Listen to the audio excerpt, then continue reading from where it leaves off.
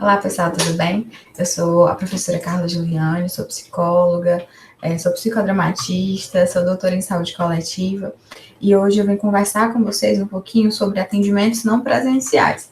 Geralmente a gente fala em atendimento online, mas que não é exatamente o caso do que a gente está fazendo no Convida, né? No Convida, os atendimentos estão sendo dentro de um procedimento por telefone, que já é um procedimento que já existe há muitos anos.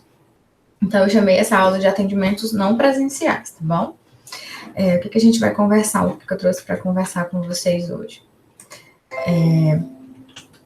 Primeiramente, é importante destacar que nesse momento que a gente está vivendo, a gente acredita que realmente a maioria das pessoas que está buscando, na verdade, quase todo mundo está vivendo um processo que a gente está chamando de ansiedade situacional.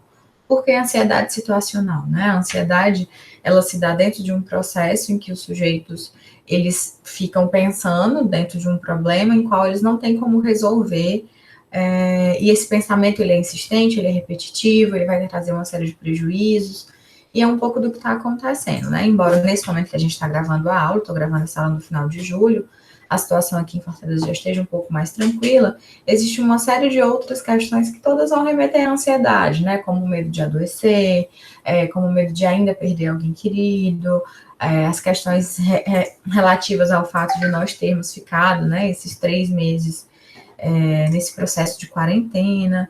Então, isso faz com que realmente as pessoas fiquem ansiosas, fiquem estressadas. Então, provavelmente é uma demanda que é muito comum e vocês, inclusive, terão uma aula sobre isso.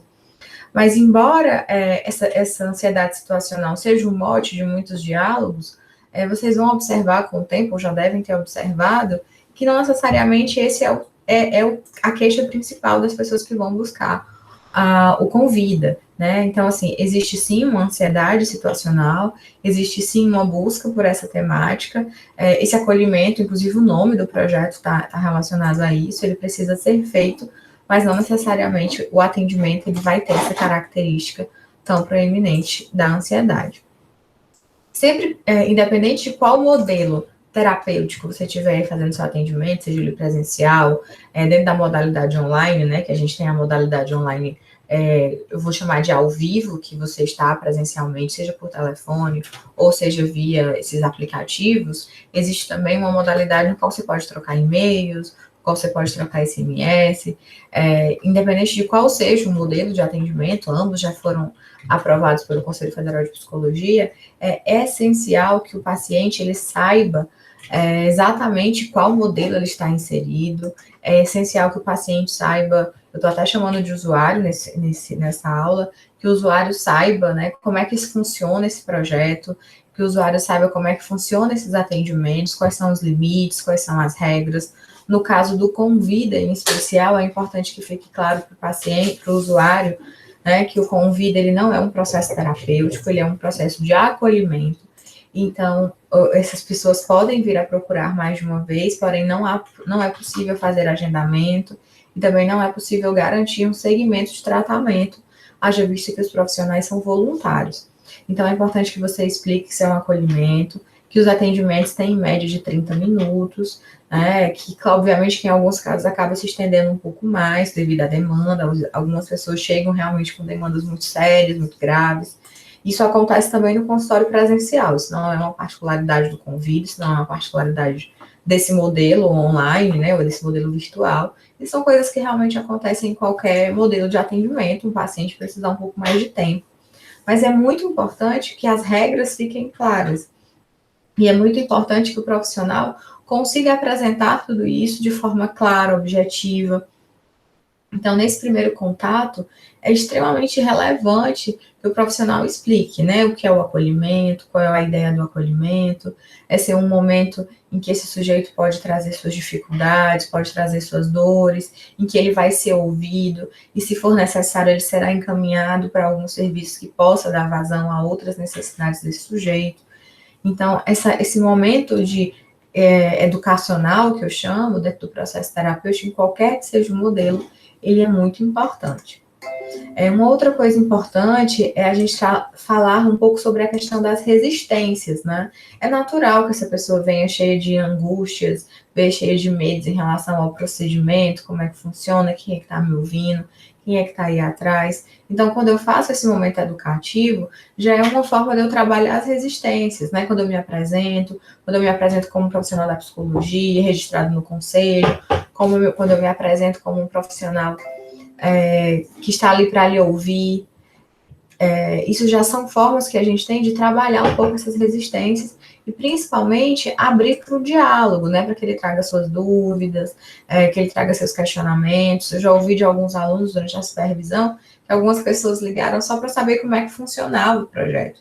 Isso é super normal, né? Outros clientes também, dentro de outros modelos de atendimento, vão te procurar só para tirar dúvidas, para entender como é que funciona. Então, esse é um momento muito rico e muito importante para a gente construir um vínculo e trabalhar um pouco essas ansiedades, que é chegar para um sujeito que eu não conheço e trazer a ele questões que são difíceis, né, para qualquer pessoa de trabalhar.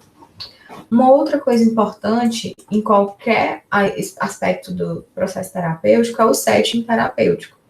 Então, o setting terapêutico ele tem que ser um lugar acolhedor, né? Ele tem que ser um lugar em que eu me sinto confortável. E como é que eu faço para o meu cliente, meu usuário, se sentir confortável se ele está usando um computador, se ele está usando um celular? Não é o caso do Convida, mas, por exemplo, se você está fazendo atendimentos online, qual é a nossa orientação? Que você sempre atenda no mesmo lugar, que a pessoa sempre veja o mesmo fundo, que se você for possível, né, que você apresente um pouco o seu espaço. Olha, eu estou aqui no meu escritório, então estou aqui na minha biblioteca, estou aqui no meu quarto, para que a pessoa vá se sentindo confortável em saber onde está. No caso dos clientes, dos usuários do Convida, que são pessoas que estão no telefone, então elas não têm esse apoio visual, é muito importante que você garanta a questão do áudio. Então, o que a gente orienta é que vocês sempre usem fone de ouvido. Na verdade, o fone de ouvido é uma ótima alternativa, não só para quando você está nos atendimentos por telefone, mas nos virtuais também. Porque o fone de ouvido também te ajuda para que você foque mais no que está acontecendo e que você passe a dar mais atenção, porque realmente os atendimentos nessa modalidade não presenciais, ela requer um pouco mais de esforço do terapeuta. Por que ela vai requerer mais esforço do terapeuta? Como a gente tem menos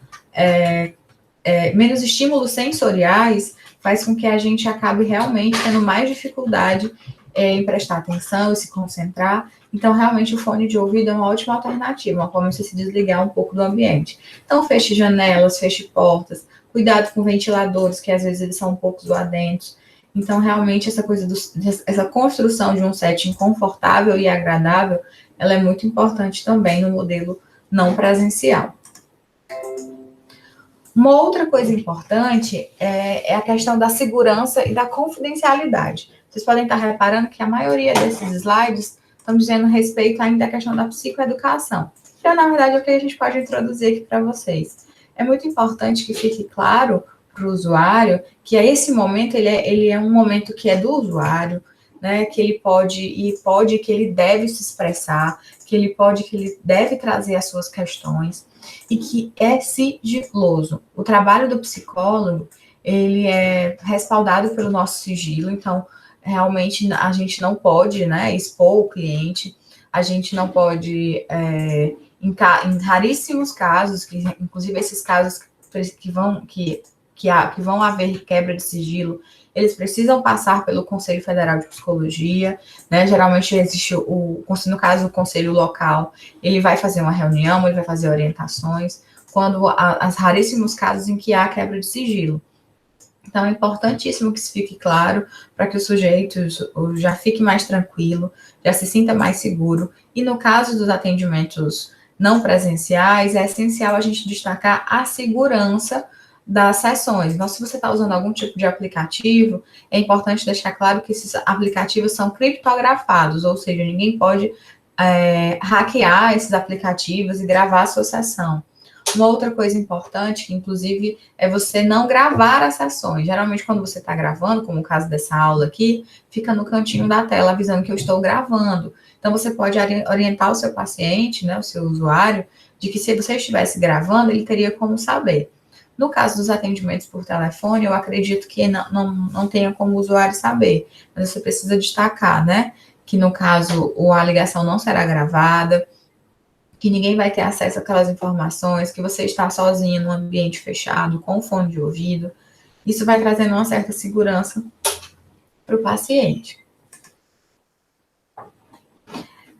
Uma outra coisa importante é a questão de você estar presente, você estar focado no paciente, como eu falei da questão do fone de ouvido, né? Esses recursos virtuais, eles requerem muito mais esforço, muito mais sacrifício.